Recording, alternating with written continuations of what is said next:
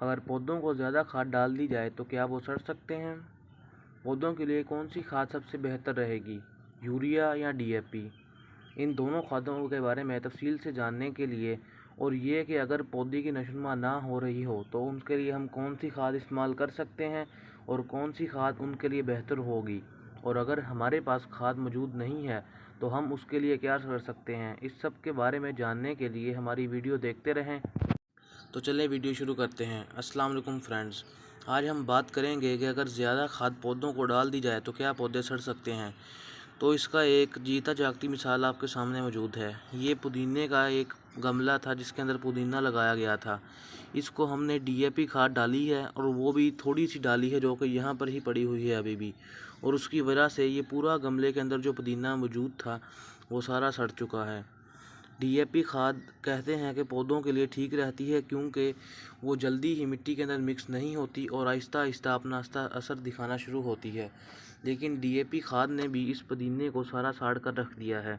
तो व्यूवर्स, अपने पौधों को डीएपी खाद डालने से थोड़ा सा ग्रेज करें, और अगर आपको डालनी ही है तो इतनी थोड़ी डालें कि एक गमले के अंदर सिर्फ 4 से 5 दाने डालें, जो कि पौधे के लिए बेहतर रहेंगे। इसके बाद हम आपको अपना टमाटर का पौधा दिखाते हैं। ये पौधा बिल्कुल अच्छी तरह से नशुमा पा रहा था और उसे ये देख सकते हैं कि छोटे छोटे टमाटर भी लगे हुए थे, लेकिन डीएपी खाद की वजह से ये पौधा पूरा सड़ चुका है और इसके रहते हुए पत्ते भी सड़ रहे हैं, और ये जो टमाटर लगे हुए हैं ये भी आहिस्ता आहिस्ता सड़ना शुरू हो जाएंगे। इसके फूल भी गिरने शुरू हो गए हैं। तो आप देख सकते हैं कि डीएपी खाद डालने की वजह से पौधों को कितना ज़्यादा नुकसान हो रहा है। ये भी देख सकते हैं कि ये हमारे पास छोटी छोटी तरों की बेलें लगी हुई थी जिसको भी डीएपी खाद हमने डाली थी, और आप ये देख सकते हैं कि इसके अंदर काफ़ी सारे पौधे मर चुके हैं और जो थोड़े से बड़े पौधे थे वही बचे हैं। यहाँ पर आप देख सकते हैं कि ये पौधे बिल्कुल सड़ गए हैं और अब ये नशुमा के काबिल नहीं रहे और ना ये अब नई पोट हासिल कर सकते हैं। इसी तरह डीएपी का रिज़ल्ट धनिया के ऊपर भी बहुत ज़्यादा बुरा असरअंदाज हुआ है, क्योंकि जहाँ जहाँ पर वो खाद डली है वहाँ वहाँ से हमारा जो धनिया है वो सड़ चुका है। जैसा आप देख सकते हैं कि धनिए की जहाँ पर खाद डली थी वो जगह बिल्कुल साफ़ हो चुकी है और सड़ चुकी है।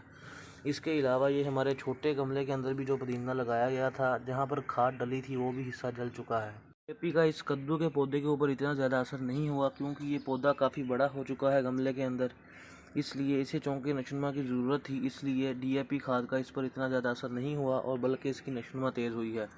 अब हम आपको बताते हैं कि डीएपी खाद और यूरिया इनमें से कौन सी खाद पौधों के लिए इस्तेमाल करनी चाहिए और कौन सी खाद कौन से पौधों के लिए बेहतर है।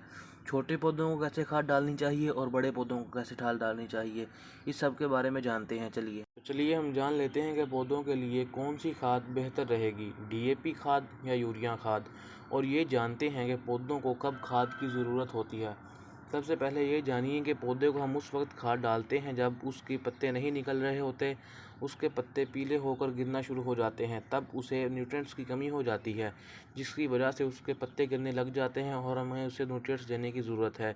न्यूट्रिएंट्स हमें 2-3 तरीके से दे सकते हैं, या यूरिया खाद डाल सकते हैं या डीएपी, या हम गाय का गोबर इस्तेमाल कर सकते हैं जो कि 6 से 7 महीने पहले पड़ा हो और वो डीकम्पोज हुआ हो ताकि वो पौधे को नुकसान ना पहुंचा सके।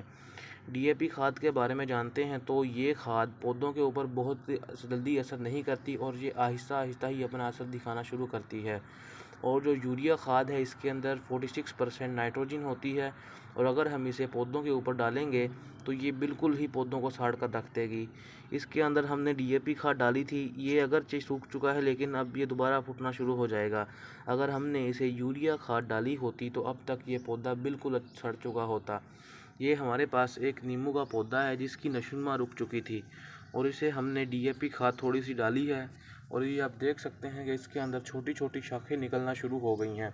इसलिए सिर्फ डीएपी खाद ये उस वक्त पौधों को डालनी चाहिए जब उनके पत्ते ना निकल रहे हों, उनकी नशुमा ना हो रही हो। अब हम ये जान लेते हैं कि पौधों को खाद किस तरह डालनी चाहिए।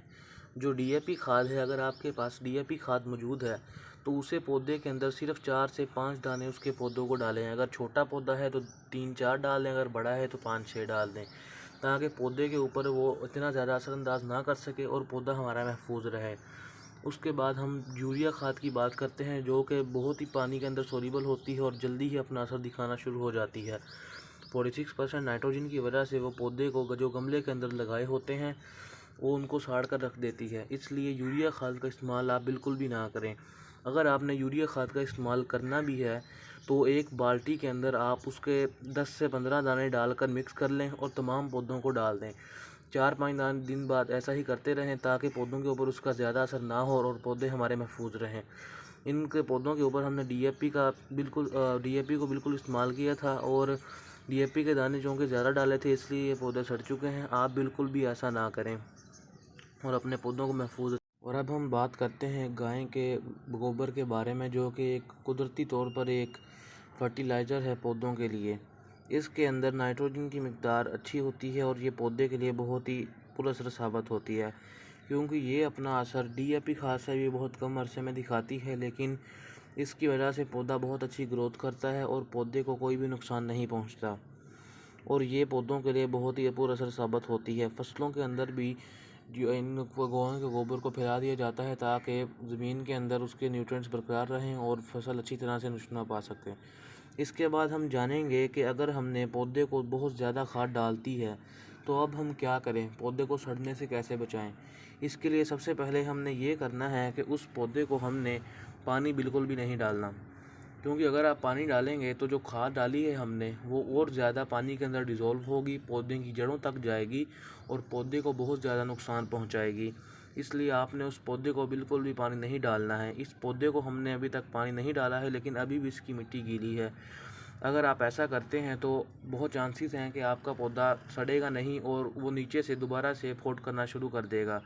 इसलिए आप इस पौधे को बिल्कुल भी पानी ना डालें और इसकी मिट्टी पहले सूखने दें। जब इसकी मिट्टी सूख जाए तो फिर इसको पानी डालें। काफ़ी चांसेस हैं कि आपके पौधे को दोबारा पॉट होना शुरू हो जाएगी और वो सड़ेगा नहीं। फ्रेंड्स, मिलते हैं इसी तरह की अमेजिंग वीडियोस के अंदर। हमारे चैनल को सब्सक्राइब करें, वीडियो को लाइक करें और वीडियो को उन लोगों तक शेयर करें जिनको इनकी ज़रूरत है। मिलते हैं नेक्स्ट वीडियो के अंदर, तब तक के लिए अल्लाह हाफिज़।